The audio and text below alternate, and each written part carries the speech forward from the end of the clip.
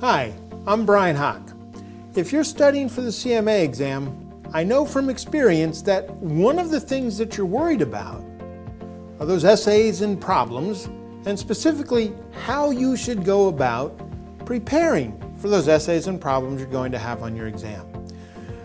This is a common question, a common concern. It's one that I've written about in the past. It's one that I've talked about in the past. And I want to come back and talk about it again because this is one of those big concerns that a lot of candidates have.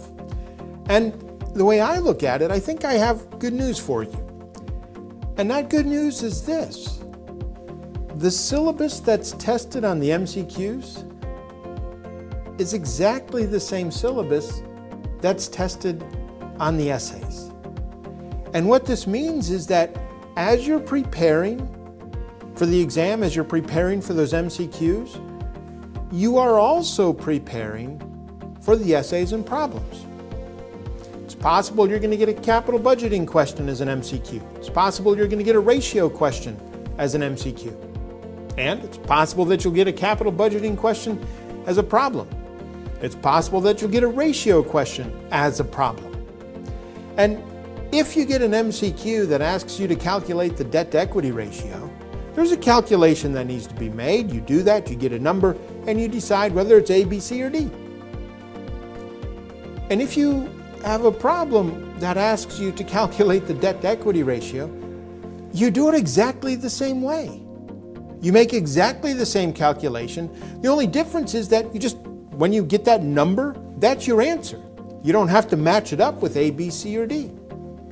If there's a question that's an MCQ that asks you to calculate the cost of debt, you calculate it exactly the same way as you would calculate it if there was a problem or essay that asked you how to calculate the cost of debt. A lot of the ways the essays are set up is really just kind of a series of multiple choice questions that are based off of the same fact pattern. But instead of having to come up with A, B, C, or D, you just have to make the calculation, write the answer, instead of making it a multiple choice question. So in your mind, you may have been thinking that you're going to prepare for the MCQs and you're going to prepare for the essays, and those are two separate processes. But in reality, they're not. As you prepare for the exam, as you study the content, as you read the textbook, you watch the videos, you do the practice questions, you are preparing for both the MCQs and the essays. Now, there is one thing you need to do kind of separately or additionally to prepare for the essays, and that's simply to go through all of those past essays and problems that have been released by the IMA so you can see how they've been set up in the past, see how they kind of build those questions, what the different types of requirements are, so that you're just familiar with what it is you're probably going to have to do on the exam. But the syllabus that's tested on the MCQs is exactly the same as the syllabus that's tested for the essays. You don't have to prepare separately or differently for the essays. So in your mind, you are preparing for the exam. And when you can calculate the ratios and you know everything about capital budgeting, it doesn't matter to you whether the question's an MCQ or an essay or problem, because you know the content, you know how to make the calculations, you know how to do what is required to answer whatever question it is, whether it's an MCQ or an essay. The knowledge is the same. The skills you need are the same. Don't let the essays become something that they're not.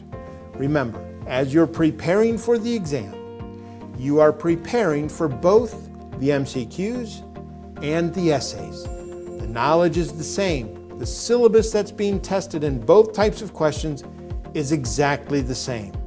So as you prepare for the exam, you're preparing for all the parts of the exam. You don't need to prepare separately for the essays.